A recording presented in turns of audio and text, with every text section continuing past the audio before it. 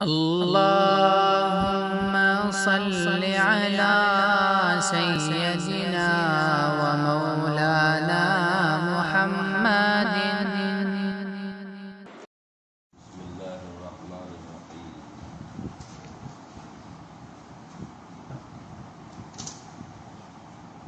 قل هو القادر على أن يبعث عليكم عذابا من فوقكم أو من تحت أرجلكم أو يلبسكم شيعا ويذيق بعضكم بأس بعض.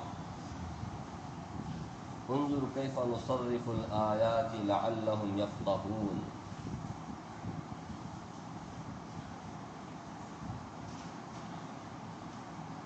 وكذب به قومك وهو الحق قل لست عليكم بوكيل لكل نبأ مستقر وسوف تعلمون.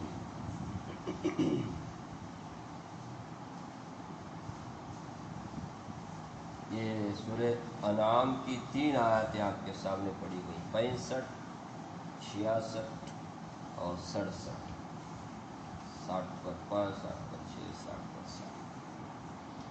پچھلی آیتوں میں اللہ تبارک و تعالیٰ کی قدرت تامہ کو اور اس کے علم محیط کو بیان کیا گیا تھا کہ وہ ہر چیز پر قادر ہے اور ہر چیز کے بارے میں اسے علم ہے، ذرے ذرے کا وہ علم رکھتا ہے۔ اور آخری 2 آیتوں میں یہ بات کہی گئی تھی پچھلی کہ جب کبھی تم خشکی اور تری یعنی زمینی اور سمندری کسی تاریکی میں، اندھیرے میں تم پھنس جاتے ہو، تمہیں کوئی آفت اور مصیبت آتی ہے تو تمہیں کون نجات دیتا ہے، تمہیں کون بچاتا ہے؟ کبھی سمندری طوفان نے گھیر لیا، کبھی زمین میں کوئی تمہیں مصیبت نے گھیر لیا تو کون تمہیں نجات دیتا ہے؟ اس ٹائم پہ تم اللہ تعالیٰ کو پکارتے ہو تضرعا و خفیہ، عاجزی کے ساتھ اور آہستہ آہستہ، چپکے چپکے، کہ اگر اس مصیبت سے اللہ نے ہمیں نجات دی تو ہم شکر گزار بنیں گے، ایک اللہ کی عبادت کرنے والے بنیں گے، یہ وعدے کرتے ہو۔ پھر جب اللہ تبارک و تعالیٰ تمہیں نجات دیتے ہیں، آگے فرمایا اللہ تمہیں اس مصیبت سے، کیا ہر مصیبت سے نجات دینے والا اللہ ہی تو ہے، لیکن تم پھر سے شرک کرنے لگتے ہو، اللہ کے ساتھ پھر سے شرک کرنے لگتے ہو۔ شکر گزاری کا وعدہ اور پھر ناشکری، سب سے بڑی ناشکری شرک کرنا ہے، یہ پچھلی آیتوں میں کہا گیا۔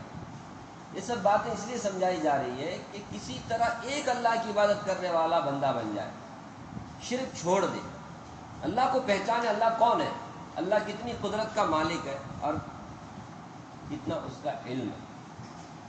اب جن کی بھی تم پوجا پاٹ کرتے ہو وہ نہ تو قدرت والے ہیں نہ تو علم والے ہیں، دونوں ان کے پاس نہیں ہیں، وہ محتاج محض ہیں، تو ان کی عبادت تم کیسے کر سکتے ہو؟ یہ باتیں سمجھائی جاتی ہیں، یہ ساری بات اس کے اندر ہیں۔ اب اگلی آیت میں اللہ تعالیٰ نے فرمایا، جو آیتیں آپ کے سامنے پڑھی گئی ان میں اللہ تعالیٰ نے فرمایا جو اللہ نجات دیتا ہے تمہیں مصیبت سے، دنیا کی خشکی اور بحری، سمندری اور زمینی، وہ اللہ تبارک و تعالیٰ چاہے تو تمہیں تمہاری نافرمانی اور گستاخی کی وجہ سے دنیا ہی میں اوپر سے، نیچے سے اور دوسرے مختلف طریقے سے عذاب دے سکتا ہے۔ اسے کوئی تم بعید از امکان مت سمجھو، اسے کوئی ناممکن مت سمجھو، ہو سکتا ہے۔ اب ان آیتوں میں 3 صورتیں عذاب کی بتائی ہیں اللہ تعالیٰ نے، اللہ ہمیں حفاظت میں رکھے۔ فرمایا قل، پیغمبر آپ کہیے، هو القادر علی ان یبعث علیکم، هو القادر، اس سے پہلے قاہر بول کر کہا، قاہر کا معنی دبانا، قادر کے معنی قدرت رکھنے والا، اللہ کے ناموں میں سے ایک نام قادر بھی ہے۔ قل هو القادر، پیغمبر آپ کہیے وہ اللہ قادر ہے، قدرت رکھتا ہے، علی اس بات پر کہ ان یبعث علیکم، تمہارے اوپر بھیج دے۔ بعث یبعث اس سے پہلے بھی قیامت میں اٹھنے کو بھی کیا بولتے ہیں؟ بعث بعد الموت بولتے ہیں، بھیجنے کو بھی بولتے ہیں بعث، سمجھ؟ تو وہ تم پر بھیجے عذابن عذاب کو من فوقکم تمہارے اوپر سے او من تحت ارجلکم یا تمہارے پاؤں کے نیچے سے. فوق کے معنی اوپر، تحت کے معنی نیچے. ارجلکم رجل کی جمع، رجل کہتے ہیں پاؤں کو، رجل کہتے ہیں مرد کو. عربی میں دیکھو رجل بولے پاؤں، رجل بولے آدمی، خالی زبر اور زیر کا. رجل مرد کو بولتے ہیں، میل میل عربی میں. رجل رجل جیم کے ضمے کے ساتھ، معاف کرنا جزم کے ساتھ، پاؤں کو بولتے ہیں. اس کا پلورل ہے ارجل. ارجل کہ تمہارے پاؤں کے نیچے سے، تمہارے اوپر سے وہ عذاب بھیج سکتا ہے اور اس پر وہ قادر ہے، قدرت رکھتا ہے. او یلبسکم شیعا یا تمہیں مختلف فرقوں میں، ٹکڑیوں میں بانٹ دے، اس کے اوپر بھی وہ قادر ہے. اور یہ خود ایک بہت بڑا عذاب ہے. فرمایا وَيُذِيقَ بَعْضَكُمْ بَأْسَ بَعْضٍ اور وہ تم میں سے ایک کو دوسرے کے سزا کا مزہ چکھائے. ذاقہ یذیقو کے معنی چکھانا. بعضکم تم میں سے بعض کو چکھائے، بأس بعض ایک اور کسی اور آپس میں کسی اور کے سزا کا مزہ. بأس عذاب کو بھی بولتے ہیں، سزا کو بھی بولتے ہیں، سمجھ رہے؟ تو سزا کا مزہ تمہیں چکھائیں ایک دوسرے کو لڑا کر کے، ایک دوسرے میں. یہ بھی اللہ تبارک و تعالیٰ کر سکتا ہے. 3 صورتیں عذاب کی اس میں بیان کی. ایک ہے اوپر سے عذاب، ایک ہے نیچے سے عذاب، اور ایک ہے آپس کا اختلاف، آپس کی لڑائی. شیعان اس میں شیعان کا لفظ ہے. شیعتن سنا ہے، شیعہ سنی. شیعتن کا لغوی معنی جو ہے فرقہ، جماعت، ٹکڑی ٹکڑی. یہی سب سے پہلا ٹکڑا بنا مسلمانوں میں، سمجھے؟ سب سے پہلا ٹکڑا جو مسلمانوں سے الگ ہوا یہی ٹکڑا شیعہ. اسی سے شیعہ یہ پلورل کا صیغہ ہے کہ مختلف فرقوں میں، مختلف گروپوں میں، مختلف گروہوں میں، مختلف پارٹیوں میں وہ تمہیں کیا کر سکتا ہے؟ بانٹ سکتا ہے. قادر وہ اللہ کیا ہے؟ قادر ہے. آگے فرمایا انظر کیف نصرف الآیات، پیغمبر دیکھیے کیف نصرف الآیات، کیسے ہم مختلف پہلوؤں سے پھیر پھیر کر کے بیان کرتے. صرف یصرف تصریفاً کے معنی پھیرنا، پھیر پھیر کر کے، یعنی مختلف پہلوؤں سے ہم بیان کر رہے ہیں الآیات دلائل کو، لعلہم تاکہ وہ لوگ یفقہون سمجھے، کسی طرح سمجھے کہ اللہ جو فائدوں کی چیزیں دنیا میں رکھا ہے انسانوں کے، وہ اللہ چاہے تو ان فائدوں کے چیزوں کو نقصان میں بدل سکتا ہے، نقصان میں بدل سکتا ہے. اب تھوڑا سا آگے اس پر ذرا غور کریں کہ اوپر کے عذاب سے تمہیں ہلاک کر سکتا اللہ فرمائے، نیچے کے عذاب سے بھی تمہیں ہلاک کر سکتا ہے، عذاب بھیج سکتا ہے. اور پچھلی امتوں میں یہ سارے نمونے آپ کو دکھیں گے. اوپر سے عذاب، اللہ نے ایک جگہ فرمایا سورہ عنکبوت میں فَكُلًّا أَخَذْنَا بِذَنبِهِ، ہم نے گناہوں کی وجہ سے پکڑا کئی لوگوں کو. فَكُلًّا أَخَذْنَا بِذَنبِهِ فَمِنْهُم مَّنْ أَرْسَلْنَا عَلَيْهِ حَاصِبًا، کسی کے اوپر تو پتھروں کی ہم نے بارش کرے. اوپر سے عذاب آنے میں کیا ہے؟ پتھروں کا عذاب. جیسے قوم لوط پر آپ کو یاد سورہ ہود میں آ رہا ہے، قوم لوط پر کیا عذاب آیا؟ پتھروں کی بارش ہوئی. انہوں نے ایسا گھناؤنا کام کیا، گندا کام کیا، خبیث کام کیا کہ ان کے اوپر پتھروں کی بارش ہوئی. اور پتھر بھی کیسے؟ ایسے کہ مسومتاً، اس کے اوپر گرنے والا ہے نا جو پتھر، اس کو اس کا نام بھی تھا، یہ پتھر فلاں کے اوپر جا کر کے گرے گا اس طرح سے. اللہ اسی قدرت والا ہے. اور وہ پتھر اسی کے اوپر پڑا جس کا نام اس نے تھا، مسومتاً عند ربک. اسی طرح اصحاب فیل پر ترمیہم بحجارۃ من سجیل پڑھتے ہیں کہ نہیں؟ کتنے کی مسلمانوں کو یاد ہے الم تر کیف فعل ربک ترمیہم بحجارۃ من سجیل. یہ پرندے تھے جو اپنے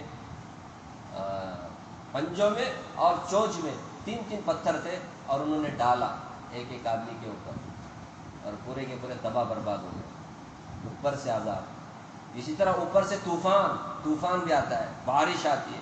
قوم نوح پر طوفان کا عذاب آیا, بارش آئی, اتنا بڑا طوفان اور اتنا مطلب پانی, اوپر سے بھی پانی اور پھر ان کو تو نیچے سے بھی پانی آیا.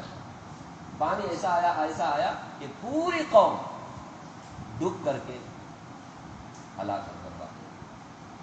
قوم عاد پر ہوا کا عذاب آیا, یہ ہوا بھی اوپر سے آئی, ایسی تیز ہوا چلی کہ ان کو اٹک پٹک کر کے اس ہوا نے کیا کر دیا, تباہ برباد کر دیا.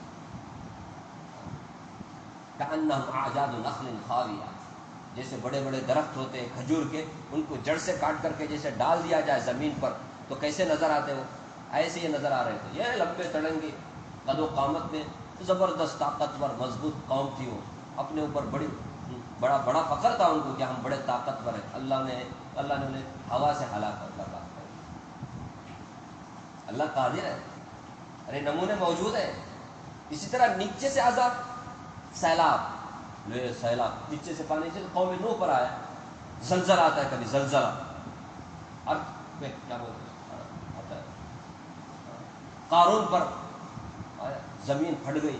زمین میں کیا ہو گیا, پورے دولت کے ساتھ, خزانے کے ساتھ وہ کیا ہو گیا, آج بھی دھنس رہا ہے. فخسفنا بھی وبدارہ الارض. یہ نمونے موجود ہیں پچھلی امت میں, پچھلی قوموں میں. وہ اللہ قادر ہے, اس طرح کا عذاب تم پر بھی کیا کر سکتا ہے, وہ نازل کر سکتا ہے. اللہ نے فرمایا نیچے سے. رسول اللہ صلی اللہ علیہ وسلم حدیث شریف میں جب یہ آیت نازل ہوئی کہ من فوقکم عذابا من فوقکم, اللہ کے رسول صلی اللہ علیہ وسلم نے اس موقع پہ اللہ سے دعا مانگی, اللہم انی اعوذ بوجہک, اللہ میں آپ سے, آپ کی ذات کی پناہ مانگتا ہوں. یا اللہ میں آپ کی پناہ مانگتا ہوں اس اوپر کے آنے والے عذاب سے. اللہ نے قبول فرمایا. او من تحت ارجلکم, یہ نازل ہوئی کہ تمہارے پاؤں کے نیچے سے بھی اللہ تبارک و تعالیٰ تم کو عذاب دے سکتا ہے. جس دھرتی پہ تم چل رہے ہو نا, کس کا فائدہ ہے نا پانی زمین سے, اسی زمین کو تمہارے لیے قبرستان بھی بنا سکتا ہے. زلزلہ لا کر کے, دھسا کر کے, سیلاب میں مبتلا کر کے تمہیں ڈبو سکتا ہے. جیسے قوم فرعون کو ڈبایا, قوم فرعون سمندر جو پانی جس سے بہت فائدہ انسان کو, اسی پانی میں کیا کر دیا, ڈبا دیا قوم فرعون. وہ ایسا کر سکتا ہے. تو رسول اللہ صلی اللہ علیہ وسلم نے دعا مانگی, اعوذ بوجہک, اے اللہ میں آپ کی پناہ میں آتا ہوں پاؤں کے نیچے کے عذاب سے. اللہ کے رسول صلی اللہ علیہ وسلم نے یہ دعا مانگی, اللہ نے فوراً قبول فرمایا. کہ آپ کی امت بیک وقت جیسے قوم نوح, قوم فرعون, قوم عاد, قوم ثمود بیک وقت ہلاک اور برباد ہوئی. اس سے ہم آپ کی امت کو نجات دیں کہ بیک وقت یہ عذاب نہیں آئے گا اس امت. یہ اللہ کی طرف سے وعدہ ہے. اب دیکھو آتا ہے نا, کبھی سیلاب آتا ہے, کبھی زلزلہ آتا ہے, کبھی طوفان آتا ہے, کبھی ہوا سے. ابھی پرسوں نام کی فلوریڈا, ٹیکسس, کیا نام ہے,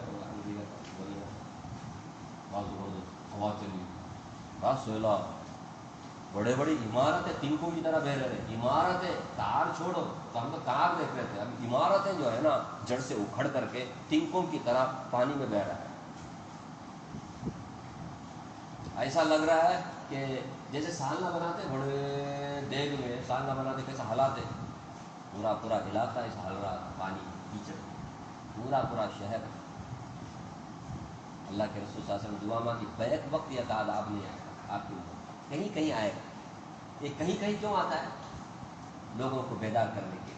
اس میں بھی فائدہ ہے کہ آدمی کیا ہو جائے, اللہ کی طرف رجوع کرے, ایک اللہ کی قدرت کو مانے. سپر پاور صرف اللہ ہے, سپر پاور صرف اللہ ہے. جو اللہ حفاظت کر رہا ہے. لوگ بولتے ہیں انہیں فلاں کنٹری سپر پاور. مسلمان کی زبان سے سپر پاور اچھا نہیں لگتا. مسلمان تو سپر پاور صرف اور صرف کس کو مانتا ہے, کیا بولتا ہے خان, صرف اللہ ہے سپر پاور, باقی سب پاپر ہے. دیکھو یہ سپر پاور اپنے کو بولنے والا. اللہ کا جب عذاب آتا ہے اس کو ڈیفینس کرنے کے اندر, اس کے اندر طاقت نہیں, کسی کے اندر بھی طاقت نہیں. سارے سائنسدان، ٹیکنالوجی کا بڑے بڑے انجینئر سب آ جائیں زلزلے کو روکنے کے لیے، اور اللہ چاہے زلزلہ سے تباہ برباد کرے، کوئی مائی کا لال وہی روک سکتا نہیں. ہم نے ایسا ٹیکنالوجی بنایا کہ زلزلہ آئے تو بھی کیا بھی نہیں ہوتا. سب بوگس ہے، سب بوگس بات ہے، کوئی نہیں اللہ کی قدرت کے مقابلے. جب وہ چاہتا ہے نا وہ ہو کر کے رہتا ہے، کن فیکن، بس. تو اللہ کے رسول صلی اللہ علیہ وسلم نے دو دعا، تیسری دعا مانگی، کون سا؟ او یلبسکم شیعا، یا تمہیں فرقوں میں بانٹ دے اور پھر ایک دوسرے کے اوپر یہ چڑھائی کرے، لڑائی کرے، اور ایک دوسرے کے اوپر عذاب بن جائے، ایک دوسرے سے ان کو سزا کا مزہ چکھائیں. اس کے اوپر بھی وہ قادر ہے. رسول اللہ صلی اللہ علیہ وسلم نے دعا مانگی، یا اللہ میری امت کو اس فرقہ وارانہ فسادات سے، آپسی لڑائی سے، جھگڑے سے اللہ پناہ میں مانگتا ہوں آپ کی. قبول نہیں ہوئی، قبول نہیں ہوئی. غور کرنا، قبول نہیں ہوئی، مطلب قبول نہیں ہوئی. یعنی قیامت تک یہ امت کس میں رہے گی؟ لڑائی جھگڑے میں، اختلافات میں، آپسی تفریقہ بازی میں یہ مبتلا رہے گی. اس سے نجات کبھی نہیں مل سکتی. یہ بھی ایک اللہ کا عذاب ہے. اب اسی کے ذریعے سے تم ہدایت کو پہچانو، حق کو پہچانو. یہ اللہ تعالیٰ کا آزمائش ہے، امتحان ہے. اب جتنا بھی چاہے اتفاق اتحاد کی بات کرتے رہے، لیکن اختلاف ختم ہونے والا نہیں ہے. کبھی مسلمان جڑ نہیں سکتے. اس کا یہ مطلب نہیں ہم اپنی طرف سے نہیں کوشش کرنا. رسول اللہ صلی اللہ علیہ وسلم نے بارہا ہدایت دی ہے. دیکھو ان کی 70 پر 2 پارٹیاں ہوئی، تمہارے تو 70 پر 3 ہوں گے. صرف ایک فرقہ نجات پائے گا جو میرے اور میرے صحابہ کے طریقے پر ہوگا. اب ہم میں سے ہر ایک کی کیا ذمہ داری ہے کہ اس طریقے کو کیا کر لے، فالو کر لے. کس کا طریقہ؟ نبی کا طریقہ، صحابہ کا طریقہ بتا دیا ہے اللہ کے رسول نے. ایسا نہیں کہ ہمیں اندھیرے میں رکھ کر کے چلے گئے. رسول اللہ صلی اللہ علیہ وسلم قرآن دیا اور پھر اپنی سنت دی ہے، اور اپنے اتنی بڑی تعداد میں شاگردوں کو چھوڑ کر گئے، اسٹوڈنٹوں کو، صحابہ کو. ان کو دیکھ لو کیا ہو جائے گا، ہدایت کا راستہ مل جائے گا. لیکن آدمی ضد میں، ہر درمی میں آ کر کے راستہ چھوڑے گا تو پھر فرقوں میں بٹے گا. اور یہ فرقوں میں بٹنا خود ایک کیا ہے، بہت بڑا عذاب ہے. یہ لڑائیاں آپس میں ناچاتی ایک دوسرے سے. آپ کچھ بولو، آپ کو کسی سے نا اتفاقی ہو گئی، سمجھو اچھے تھے آپ، نا اتفاقی ہو گئی، آپ کو سکون رہتا ہے. وہ چھوڑو، آپس میں میاں بیوی رہتے ہیں، پیار محبت سے رہے تو کتنا سکون رہتا ہے گھر میں. ذرا کھٹ پٹ ہو گئی سمجھو، ذرا سا بدگمانی آ گئی، لے برابر سے نیند آتی ہے، بات کرنے میں مزہ آتا ہے، ملنے میں مزہ آتا ہے، گھر میں گھسنے میں مزہ آتا ہے، سکون ہے، کوئی عذاب نہیں ہے. ہم سمجھتے سیلاب آیا وہ عذاب ہے، زلزلہ آیا وہ عذاب ہے، طوفان آیا وہ عذاب ہے. سب سے بڑا عذاب تو دل کا بے سکون ہونا. کیا بولتے ہیں آپ؟ آدمی زندہ رہ کر بھی مرے جیسا. ابھی تمنا بھی کرتا ہے ایسی زندگی کی تو موت اچھی ہے. کبھی کبھی زبان سے نہیں بولا کبھی نہیں، عذاب نہیں ہے. اللہ کے رسول صلی اللہ علیہ وسلم کی یہ دعا قبول نہیں ہوئی. اور یہ ایک روایت نہیں، اور بھی روایتیں ہیں.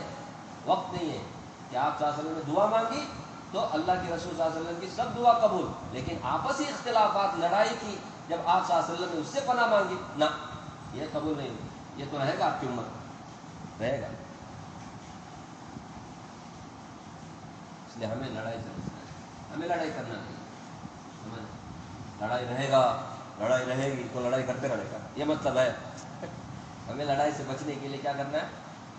قرآن اور سنت، صحابہ کرام کے طریقے کو فالو کرنا. فرمایا انظر، پیغمبر ذرا دیکھو نا، کیف نصرف الآیات، ہم کس طرح سے دلائل کو پھیر پھیر کر کے بیان کرتے ہیں. نہیں بیان کرنا کتنا زبردست طریقہ ہے، کیا زبردست انداز ہے کہ جو اللہ اس سے پہلے بھیجا ہے اس طرح کا عذاب، وہ ابھی بھی تمہارے اوپر بھیج سکتا ہے. مشکل نہیں اس کے لیے. لعلہم یفقہون، تاکہ یہ لوگ سمجھے کہ توحید برحق ہے، شرک باطل ہے. توحید سچ ہے، شرک جھوٹ ہے. کیونکہ اس سے پہلے جتنی امتیں ہلاک اور برباد ہوئی نا، وہ سب شرک کرنے کی وجہ سے ہلاک اور برباد ہوئی. اور جو ایمان والے تھے، توحید پرست تھے، وہ نجات پا گئے. ٹھیک ہے، اب آگے اللہ تعالیٰ نے فرمایا وَكَذَّبَ بِهِ قَوْمُكَ، یہ قرآن جو سچی کتاب ہے آپ کی قوم اسے جھٹلا رہی ہے. کذبا یکذب تکذیبا، جھٹلانا، بھی قرآن کو، اس قرآن کو جھٹلا رہی ہے. قوم کا، آپ کی قوم، قوم کا آپ کی قوم، قومی میری قوم، قومنا ہماری قوم، جمع ہے. قوم کا آپ کی قوم جھٹلا رہی ہے. وہو الحق، حالانکہ یہ قرآن حق ہے. قرآن کو اللہ کی کتاب نہیں مانتے بلکہ اساطیر الاولین کہتے ہیں، پچھلے لوگوں کے قصے کہانیاں بولتے ہیں. پیغمبر آپ کی قوم اس قرآن کو کیا کر رہی ہے؟ جھٹلا رہی ہے. اور قرآن کو جھٹلانا کوئی چھوٹا موٹا جرم نہیں، بہت بڑا جرم ہے، بہت بڑا جرم ہے، بہت بڑا اپرادھ ہے، بہت بڑا گناہ ہے. حالانکہ وہ الحق، یہ ٹرو ہے. قرآن جو بیان کرتا ہے ایک ایک لفظ، ایک ایک حرف کیا ہے اس کا سچ ہے. لیکن آپ کی قوم اتنی سچی کتاب کو جھٹلا رہی ہے. قل لست علیکم بوکیل، آپ کہیے پیغمبر، قل کہیے لست، میں نہیں ہوں، علیکم تم پر، بوکیل ذمہ دار، میں کوئی ذمہ دار نہیں ہوں کہ تمہارے کو ہدایت دے کر ہی چھوڑوں گا. میرا کام سمجھانا ہے، بتانا ہے. میں نے بتا دیا، سمجھا دیا، اب سمجھنا، ہدایت قبول کرنا، ماننا، یہ تمہاری ذمہ داری ہے، میری ذمہ داری نہیں ہے. یہ آپ کہیے، کس سے کہا جا رہا ہے؟ رسول اللہ سے کہا جا رہا ہے. آپ یہ کہو کہ میں صرف کیا ہوں؟ مبلغ ہوں، میں کیا نہیں ہوں؟ وکیل نہیں ہوں. ابھی بھی نہیں سمجھے. وکیل کا معنی صرف ایڈوکیٹر اس نہیں آتا ہے، کس کا بھی آتا ہے؟ ذمہ دار. وکیل ذمہ داری سونا ہے ایک طرح سے. آپ کا کام انہیں کر کے دینا، فیس دیتے نہیں. کبھی ایک بار، ہر ایک بار کو لیتے رہتا ہے. کبھی مقدمہ 2 لاکھ کا رہتا ہے، جیتا تو اسے 2 لاکھ کا فائدہ ہوتا ہے. انہیں مقدمے میں خرچ کتنا کرتا ہے؟ 5-6 لاکھ روپے خرچ کرتا ہے. کیا ہے؟ ناک کا مسئلہ ہے نا، جیت کر ہوں گا، ہاں پیسہ گیا تو پرواہ نہیں، ہاں پاگل ہو جائے. ضد میں آدمی کیا ہوتا ہے؟ حالانکہ جیتا تو اسے کتنا ملتا ہے وہ زمین میں؟ مطلب کتنا ملتا ہے؟ 2 لاکھ ملتا ہے. اور خرچ کتنا کر رہا ہے؟ 5-6 لاکھ روپے.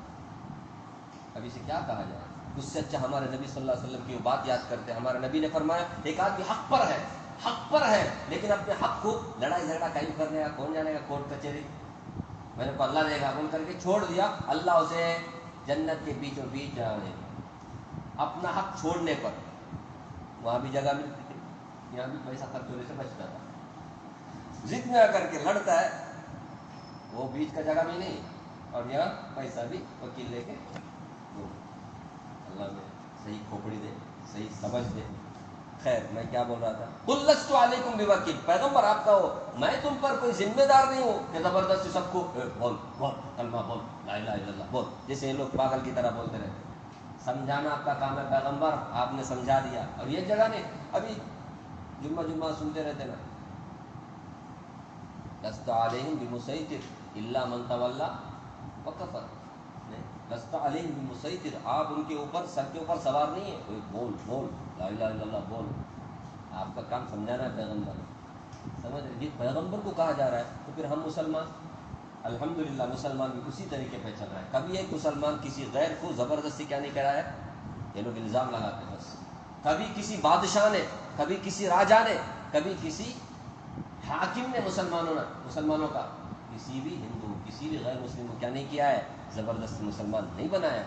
یہ لوگ اتہاس کو کیا کر رہے ہیں؟ بدل کر کے آج کی جنریشن کو پڑھا کر کے ان کے دماغ کو خراب کر رہے ہیں. ورنہ نہ تو اورنگزیب ایسے تھے، نہ کوئی اور بادشاہ ایسا گزرے. کیا الزام لگا تمہارا؟ ارے میرے بھائی پکچر بنا رہے ہیں یار، پکچر بنا کر کے کیا کر رہے ہیں؟ نئی جنریشن کو یہ جو پڑھ رہی ہے نا ابھی 18 19 20 سال کے سبھی خطرناک لوگ ہیں. ہاں میرے بھائی، یہ جو ہم اپنے اولاد کو چھوڑ کے جا رہے ہیں نا، اب ان کا مقابلہ کن سے ہونے والا ہے؟ انہی لوگوں سے ہونا ہے جن کے دماغ میں زہر بھر دیا گیا ہے. اور خطرناک اسٹیج میں ہے ہم. کوئی روک تھام نہیں، باقاعدہ ان کو کیا کیا جا رہا ہے؟ بنا پھر کوئی پابندی، کورٹ سے بھی وہ جو بیچارے بین لگانے کے بارے میں ان کے اس کو ریجیکٹ کیا جا رہا ہے، سنتے نہیں بولتے کل لست علیکم بما، آگے فرمایا لکل نبأ مستقر، اب سنو، لکل نبأ، ہر ایک خبر کے لیے، نبأ خبر کو بولتے ہیں، وہ سورہ نبأ ہے، عما یتساءلون عن النبأ العظیم، نبأ سورہ نبأ بول کر کے 30ویں پارے میں سب سے پہلا سورہ وہی ہے، نبأ کے معنی میں خبر، اور قرآن میں نبأ العظیم، بہت بڑی خبر کون سی ہے؟ قیامت کی خبر، سب سے بڑی خبر، جو نیوز ہے نا، نیوز خبر بولے، قبر، یہ کیا قبر، قبرستان، یہ خبر، خبر، نیوز، یہ نیوز ہے نا، سب سے بڑا نیوز کون سا ہے؟ قیامت کا نیوز، اس کے بعد تو آتا پاؤں چھوڑنا سکتا، ہمارا نیوز پیپر میں آپ کریں گے تو فرمایا لکھو، ابھی قرآن کریم میں بہت سارے خبریں دی، بہت سارے واقعات بیان کیے، بہت سارے پیشنگوئیاں دی ہے، فرمایا ہر ایک خبر کے لیے مستقر ایک وقت مقرر ہے۔ اب یہ خبر کیا دی اللہ نے؟ اب یہ خبر دی کہ نہیں؟